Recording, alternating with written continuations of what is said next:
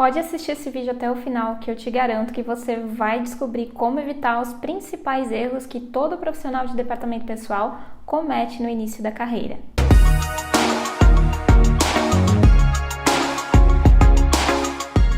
Olá, eu sou a Lilian, criadora aqui do canal e da página Coisas de RH, e aqui no YouTube eu me dedico a entregar conteúdos gratuitos para te ensinar a descomplicar o DP na prática. No vídeo de hoje você vai ver quais são os 6 principais erros cometidos por profissionais no início da carreira no DP e como evitá-los na prática. Eu vou te mostrar os principais erros, as suas causas e como você pode evitá-los durante o seu processo inicial na área. Se esse assunto te interessa, já clica e curte esse vídeo, e se você tem interesse em receber mais conteúdos como esse, já se inscreve aqui no canal, que assim eu consigo saber se esse conteúdo te ajuda e eu posso trazer mais vídeos como esse por aqui, combinado? Se você chegou de paraquedas aqui nesse vídeo, talvez esteja se sentindo culpado porque cometeu algum erro aí no departamento pessoal, tá achando que nunca vai aprender, que é um bicho de 7 cabeças, eu já quero te dizer, calma. É normal você cometer alguns erros, principalmente quando a gente está começando aí no departamento pessoal,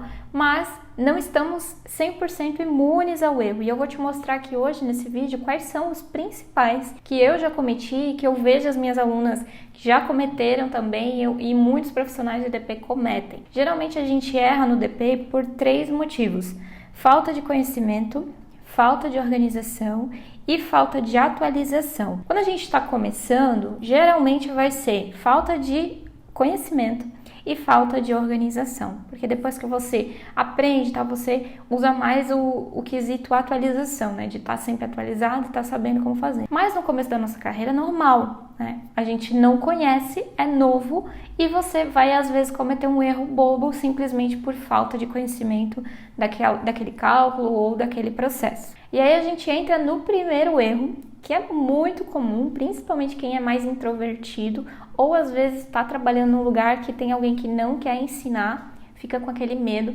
que é o medo de fazer perguntas. Talvez você já tenha passado por alguma situação que você perguntou algo e alguém não te respondeu ou te respondeu de um jeito que você ainda ficou na dúvida e você ficou com medo de perguntar. Mas isso é um erro. Por quê? Você está muito propícia ali a cometer um erro maior, simplesmente às vezes por uma falta de informação, por uma falta de uma ajuda que poderia ter evitado aquele problema. No começo da minha carreira, eu cometi vários erros por causa do medo de perguntar.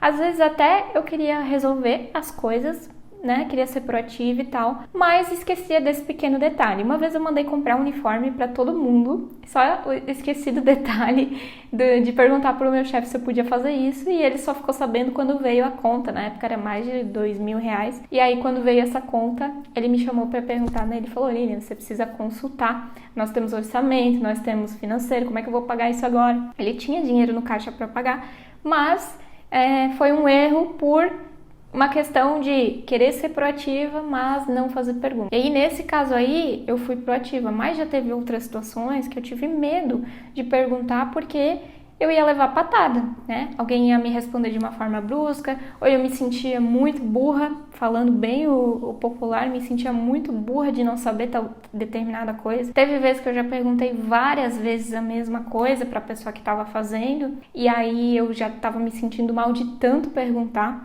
E isso é um dos erros mais comuns aí que a gente vê no começo da carreira de quem está iniciando, né, no departamento pessoal, que é esse medo de fazer perguntas. E é ali que a gente está suscetível a cometer muito erro por conta disso. Um segundo erro que é bem frequente, que aí tem a ver com a questão da proatividade que eu falei, né, é você ficar esperando te passarem demandas.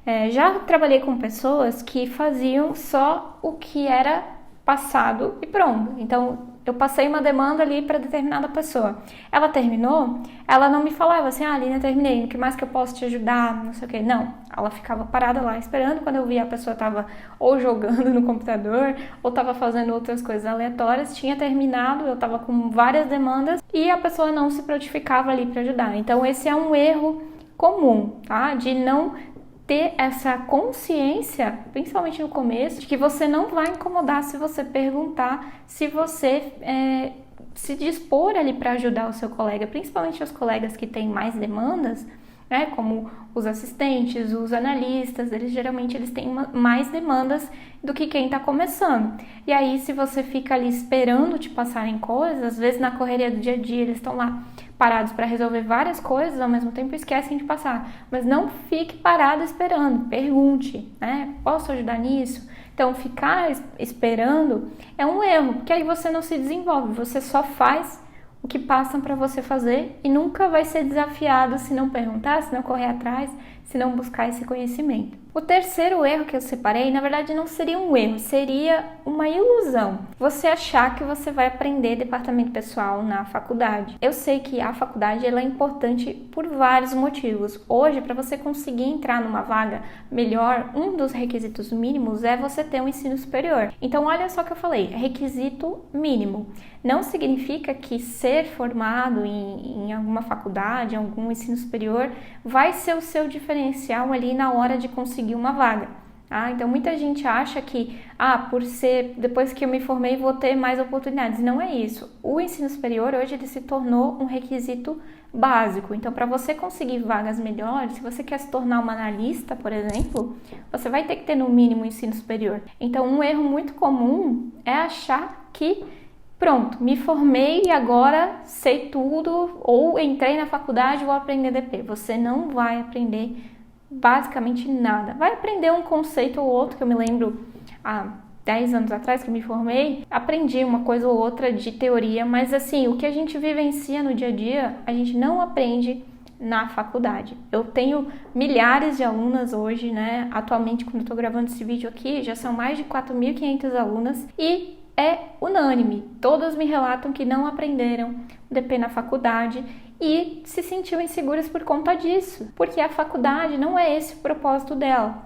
E aí a gente tem essa ilusão, né? Eu falo a gente porque eu também tinha, de achar que a faculdade vai trazer vai suprir esse conhecimento prático e não vai acontecer isso. Então, quanto antes você conseguir associar a faculdade, né, a estar cursando com a prática, o que é a prática? É você buscar conhecimentos além da faculdade, é você conseguir um estágio na área, é você conseguir o quanto antes uma vaga na área para você já colocar em prática aquilo do dia a dia. Você vai ver que você vai se preparar muito mais rápido do que ficar esperando para terminar a faculdade e vai sair frustrada depois de 2, 3, 4 anos, dependendo do tempo que demora ali o seu curso, para conseguir descomplicar o DP. Isso não vai acontecer na faculdade. A gente não aprende a como fechar uma guia de FGTS na faculdade, a gente não aprende como enviar o social na faculdade, a gente aprende embasamento, uma coisa ou outra, bem por cima. Então, se você está cometendo esse erro, talvez esse vídeo caiu para você na hora certa para você entender que não pode ficar esperando terminar a faculdade achando que isso aí vai te destacar no DP. Quarto erro mais comum aí que eu vejo, né, é não anotar as coisas que você aprende e que alguém te passa. Principalmente se você já está na área, aí você está fazendo estágio, ou é assistente, ou é auxiliar, e você pergunta 1000 vezes a mesma coisa porque não anotou. Uma coisa é você ter medo de fazer perguntas com medo que não vão te responder, que foi o primeiro erro que eu falei. Agora, você perguntar sempre a mesma coisa por falta de atenção, por falta de anotar, isso pode ser um problema. Isso já aconteceu comigo, de eu ensinar pessoas, a pessoa não anotar e sempre naquele momento que ela precisava fazer aquela demanda, ela vinha perguntar, porque era cômodo, né? Eu estava ali, eu explicava, mas se a pessoa tivesse anotado, ela conseguiria fazer tranquilamente e iria ter uma dúvida pontual ou outra, que é normal, aí poderia perguntar. Agora, não anotar nada é um erro muito grande, porque você não vai lembrar de tudo. É muita informação, principalmente quando a gente faz um fechamento de folha numa empresa, o processo em si, ele pode mudar um pouco. Então pode ser que em uma empresa tenha que fazer uma coisa, em outra empresa não vai ter aquela situação, né? Dependendo do tipo de negócio, podem mudar, às vezes até de processos internos da empresa, pode ser diferente. Então não anotar, não ter um procedimento por escrito, seja ele escrito ali no computador ou anotado à mão. Eu gosto de anotar na mão para fixar mais, mas pode ser que você consiga fazer um documento lá no Word e anote, não tem problema. Mas precisa ter isso anotado. E como que eu gosto, né, de fazer quando eu vou ensinar alguém ou quando eu vou aprender? Anotar o passo a passo da forma que a pessoa me falou, né? Como se eu estivesse falando mesmo. Então, por exemplo, eu vou ensinar a gerar uma guia de FGTS lá no sistema X. Aí você anota, clicar no ícone tal, daí vai aparecer tal coisa, aí anota lá quais os botões que tem que estar selecionado, o porquê que tem que fazer. Se não selecionar tal botão, vai aparecer tal mensagem, tá errado, ou que tá certo, ou que não tem problema. Então, nos mínimos detalhes, passo a passo, para você conseguir fazer sozinho. Aí o que vai acontecer? Na próxima vez que você for fazer determinado processo, seja ele uma admissão, uma rescisão, qualquer coisa, você vai tentar fazer sozinho. E aí pode ser que surja, às vezes você esqueceu de anotar uma coisa ou outra, e aí você vai ficar na dúvida. E aí você vai melhorando as suas anotações, melhorando ali o seu checklist, melhorando aquela situação. E aí você vai minimizar esse tipo de erro, que é não anotar, né, as coisas que você vai aprendendo, os processos que vão te repassando, e aí você vai ficar sempre dependendo dos outros, ficar te explicando a vida inteira, vai que você precisa fazer num momento que a pessoa que está te ensinando não vai estar ali, então precisa anotar. Esse erro é um dos erros assim que não dá para cometer, porque desde quando você entra na área, pega lá um caderno para você ter como seu guia, para você anotar tudo. Esse vai ser seu caderno de consulta. Daqui a pouco você vai gravar, porque quanto mais você fizer, mais você vai aprender. Você vai fazer isso ali sem consultar mais. Mas enquanto isso não acontece, precisa ter essa consulta, até para te dar mais segurança que tá certo ali conforme você anotou, conforme outra pessoa te mostrou, até conforme é o que diz a legislação, se você tiver alguma dúvida. Então esse erro, ele é super simples de ser evitado, e é assim que você vai conseguir minimizar e não cometer ele, independente do seu nível. Primeiro porque, como eu disse, são muitas coisas pra gente fazer, muitas coisas pra gente gravar, e você não vai conseguir gravar tudo, então a chance de você cometer um erro maior por falta de esquecer uma etapa ali daquele processo é muito grande. Por isso que a gente precisa fazer essa anotação, fazer o manual, se possível, ter um manual oficial para que qualquer pessoa consulte. Isso é muito legal de fazer com quem está começando, porque aí você já usa aquela pessoa, por exemplo, de teste, né? Então, se eu ia ensinar uma pessoa e eu não tinha um manual, eu fazia o manual e dizia, tenta fazer por isso aqui. Se você tiver dúvida, vai me ensinando. O que a pessoa ia tendo de dúvida, eu ia botando no manual. Isso é uma ótima sugestão para você fazer também aí onde você trabalha ou quando você entrar na área, dependendo aí da sua situação hoje. O erro 5 e o erro 6, que eu separei aqui, eles têm correlação. O erro 5 é você achar que é só apertar um botão do sistema para que você vai saber fazer DP. E o erro 6 é confiar cegamente no sistema. Então, eles estão correlacionados. Primeiro porque, para você ser um bom profissional de DP, independente se você está anos na área ou se você está começando, você não pode confiar cegamente no sistema. Você precisa entender o porquê que ele está fazendo aquilo, como que ele fez aquele processo, aquele cálculo e qual o momento que você vai utilizar aquilo, que é o quando. São 3 bases aí, é a tríade do DP que eu chamo, o porquê, o quando e o como. No porquê você vai ter que saber qual é a legislação que está por trás daquilo, onde que você busca aquela informação que está corretamente. Aí vem o quando, que é em qual momento que você vai executar aquele processo, e depois o como, que é de fato a execução do cálculo, do processo em si, que seria a fórmula em si. Então vamos pegar um exemplo aqui para fixar bem. Eu tenho o FGTS. Qual que é a base legal do FGTS? O FGTS, ele me diz que eu tenho que pagar 8% sobre a remuneração para os empregados normais, demais empregados, e para o aprendiz é 2% sobre a remuneração. Então eu já tenho que saber essa diferença. Como que o sistema vai se comportar? Lá no momento que você faz uma admissão, você vai ter que sinalizar que tipo de empregado que é. Se é um empregado normal, ali uma categoria de empregado, que no E-Social é a 101, ou se é um aprendiz, que é 103. Já lá no momento da admissão, você vai cadastrar isso. Aí vamos supor que você cadastre errado, e quando você vai gerar o FGTS, está gerando para o menor aprendiz um valor de 8% ao invés de 2%. Então, como que você vai saber identificar se o sistema está fazendo isso e por que ele está fazendo dessa forma se você não souber o embasamento legal e o como deveria ser, né? Que é o jeito certo. E aí, beleza. Esse foi a parte da legislação. Aí a parte do quando é exatamente esse momento. Quando que você vai fazer um FGTS? Você vai primeiro fazer o cadastro lá no cadastro do empregado, quando você for fazer uma admissão. Aí depois disso, vai ter o cálculo da folha, que você vai lá e vai conferir se o valor do FGTS está batendo realmente com aquela remuneração. Então, são as etapas do processo. E aí, lá no como, que é o último pilar da tríade, vai ser o cálculo em si, que nada mais é que você pegar a remuneração e multiplicar pelo percentual devido, ou vai ser 2% ou vai ser 8%. Então, por exemplo, um empregado que tem uma remuneração de R$1.000, você vai multiplicar por 8%. 1.000 vezes 8% vai dar o valor do FGTS. Esse vai ser o como, vai ser fórmula, tá? Então, confiar, né, cegamente no sistema, ou achar que você vai lá e aperta o botão e é isso e pronto, é um erro muito grande. Por quê? Eu já trabalhei com suporte de folha de pagamento, então aconteciam muitos erros que eram questão de assinalamento que estava errado, realmente que a pessoa lá do DP assinalava errada, mas acontecia muito erro que era erro do sistema mesmo. Principalmente quando atualizava uma versão, por exemplo, aí saía um erro que não deveria, né? Tava certo na versão anterior, atualizaram uma outra coisa, bugou uma coisa lá que não deveria. Isso acontece muito em sistema.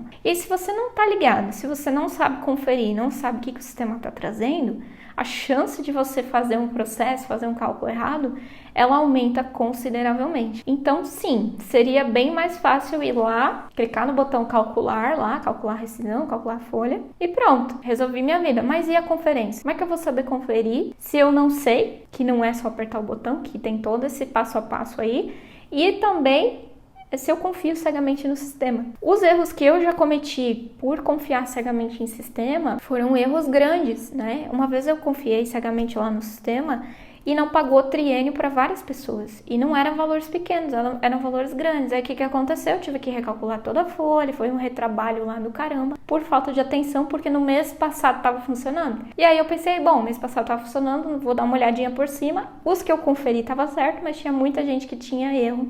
E aí deu problema. Por quê? Confiei cegamente no sistema. Esse sistema em específico que eu estava utilizando, ele tinha várias fórmulas, então tinha várias coisas que não eram nativas do sistema, eram específicas daquela empresa.